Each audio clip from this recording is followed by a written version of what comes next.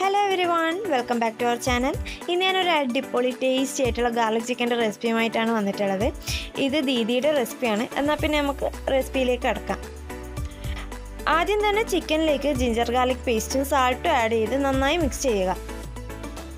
ഇതൊരു 15 minutes rest ചെയ്യാൻ വെക്കണം. ഞാൻ ഫ്രിഡ്ജിലാണ് വെച്ചത്. നോർമലി പുറത്തും വെക്കാം, ബട്ട് ഫ്രിഡ്ജിൽ വെക്കുന്നതാണ് കുറച്ചുകൂടെ ബെറ്റർ. 15 മിനിറ്റിന് ശേഷം ചൂടായ ഓയിലിലേക്ക് ചിക്കൻ ഇട്ട് കൂടെ പെപ്പർ പൗഡറും ചില്ലി പൗഡറും ചേർത്ത് ഫ്രൈ ചെയ്തെടുക്കണം. പെപ്പറും ചില്ലി പൗഡറും ആഡ് ചെയ്താൽ കട്ട പിടിക്കാണ്ട് അത് നന്നായിട്ട് മിക്സ് ആക്കണം. ഇടയ്ക്കിടയ്ക്ക് മറിച്ചിട്ടുകൊണ്ട് വേണം ചിക്കൻ ഫ്രൈ ചെയ്തെടുക്കാൻ. അത്യാവശ്യം നല്ലോണം ഫ്രൈ ആണ്. കളറൊക്കെ മാറി ഒരു ലൈറ്റ് ഗോൾഡൻ കളറിലാണ് ആ ഒരു ടെക്സ്ചറിലേക്ക് ഫ്രൈ ആയിക്കഴിഞ്ഞാൽ പാനിൽ നിന്ന് റിമൂവ് ആക്കുമ്പോൾ ചിലപ്പോൾ ഓയിൽ തെറിക്കും. അപ്പോൾ കെയർഫുള്ളായിട്ട് വേണം അതിൽ നിന്ന് കോരിയെടുത്ത് മാറ്റാൻ.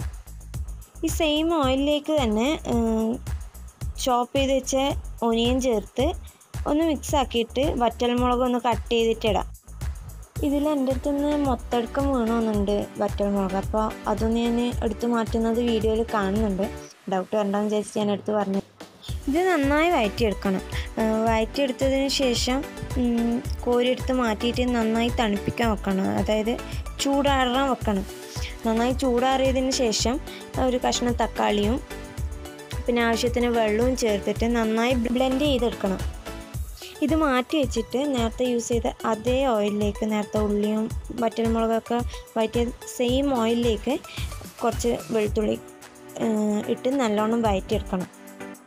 വഴറ്റിയതിന് ശേഷം ഈ ബ്ലെൻഡ് ചെയ്ത് വെച്ച ആ ഉള്ളിയും തക്കാളിയും മിക്സ് അതും ഒഴിച്ചിട്ട് നന്നായിട്ട് ഇളക്കണം. കൂടെ കുറച്ച് വെള്ളം കൂടി ചേർക്കണം കേട്ടോ. എന്നിട്ട് നന്നായി തിള വരുമല്ലോ, തിള വരുമ്പം കെച്ചപ്പ് ചേർക്കണം. പിന്നീട് കുറച്ച് മല്ലിയിലയും ചേർത്ത് നന്നായി മിക്സ് ചെയ്യണം. സ്പ്രിംഗ് ഓനിയനും ഉണ്ടെങ്കിൽ നല്ലതാണ്. സ്പ്രിംഗ് ഓനിയൻ ഉണ്ടെങ്കിൽ കുറച്ച് ചേർക്കാം. എനിക്ക് സ്പ്രിംഗ് ഓനിയൻ കിട്ടിയിട്ടില്ല, അതുകൊണ്ട് പിന്നെ ഞാനത് ചേർത്തിട്ടില്ല.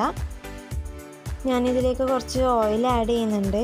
ഓയിൽ കുറവായി തോന്നുന്നുണ്ടെങ്കിൽ കുറച്ച് ചേർത്ത് കൊടുത്തേക്ക്, ഇല്ലെങ്കിൽ അത് സ്കിപ്പ് ചെയ്തേക്ക്. ഈ സമയത്ത് കുറച്ച് ഉപ്പുണ്ടോയെന്നൊക്കെ നോക്കുന്നത് നല്ലതാണ്. എനിക്ക് അങ്ങനത്തെ ഒരു സീൻ വന്നിട്ടില്ല. ഉപ്പെല്ലാം ഉണ്ടായിരുന്നു, അപ്പോൾ അതുകൊണ്ട് ഞാൻ ഉപ്പൊന്നും എക്സ്ട്രാ ചേർത്തിട്ടില്ല. ഉപ്പ് ആവശ്യത്തിന് നോക്കിയിട്ട് ചേർക്കണം.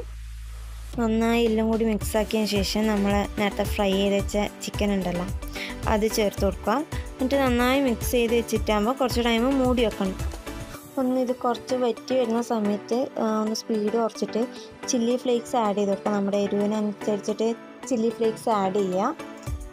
കൂടെ ഞാൻ കുറച്ച് തിളച്ച വെള്ളം കൂടി ചേർക്കുന്നുണ്ട്. കാരണം എനിക്ക് കറി കുറച്ച് ഗ്രേവി പോലെയാണ് വേണ്ടത്.